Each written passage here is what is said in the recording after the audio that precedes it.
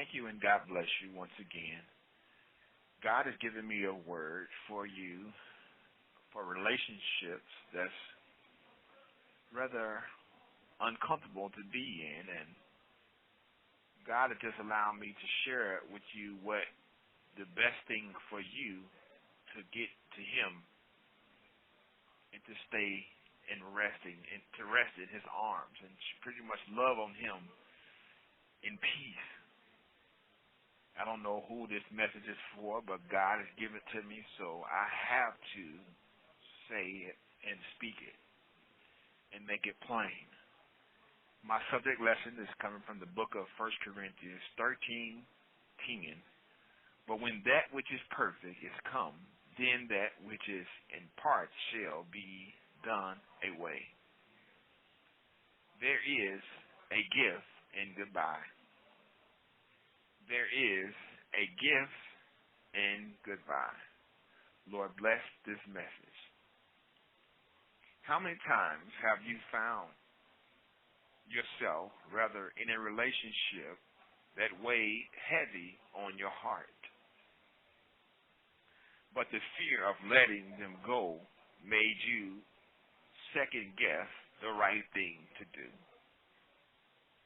only to leave you afraid and with a feeling of being stuck. I wonder, why do we find comfort and from time to time peace simply resting in a bed of fear? Maybe if you've been married for a long time and you can't figure out why, but you often cry some very long nights alone, even though they are right there with you. Why is it there so much fear in letting go? Look at it this way. How easy is it to let a friend go, or a coworker, or even a family member go when they hurt you? So easy, right? Leaving you feeling like that's the best way to handle the hurt. But how is it you can stay with a man or a woman that beats you, or even create new ways to make you feel like dirt? Understand, the only one can allow you to feel the physical, the total failure. Understand, the only one can allow you to see total failure in the physical. It's you. You don't have to live that way. When you tolerate brokenness, you take the very power and life-changing effect away from God. 1 Corinthians 14:33 says, "For God is not the author of confusion, but of peace, as in all churches of the saints." Understand, your body is your first church. And when one member suffers, all the members suffer with it. And when one member be honored, all the members rejoice with it.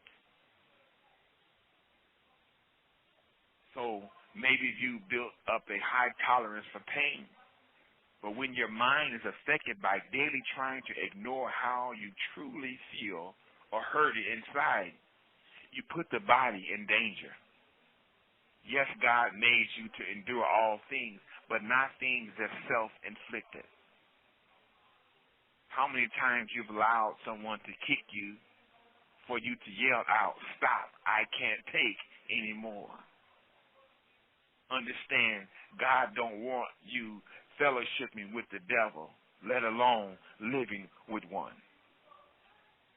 1 Corinthians 10:21 says, "Ye cannot drink the cup of the Lord and the cup of the devil. Ye cannot be partakers of the Lord's table and of the table of the devil." I know it's hard to simply step out on faith, trusting God alone. But if God before you, who can be against you? No one wants to be alone late in the midnight hour. But when God has given you the go-ahead, Psalms 23:5 says, "Thou preparest a table before me in the presence of my enemies, and thou anointed my head with oil, and my cup runneth over." I'm talking to someone. right now. Listen, when you make your mind up that fear no longer have dominion over you or your peace, now God can work on your behalf simply because you're trusting and letting him be God. Understand, there is a gift in goodbye. When you examine yourself only to realize that the pain of holding on to something or someone that often kills your desire to dream, someone who almost took your joy and the wisdom to know when it's time to live and no longer die or be afraid of being alone until God sends the perfect person to show you his true love. I don't know who I'm talking to, but God is preparing you, your makeover right now.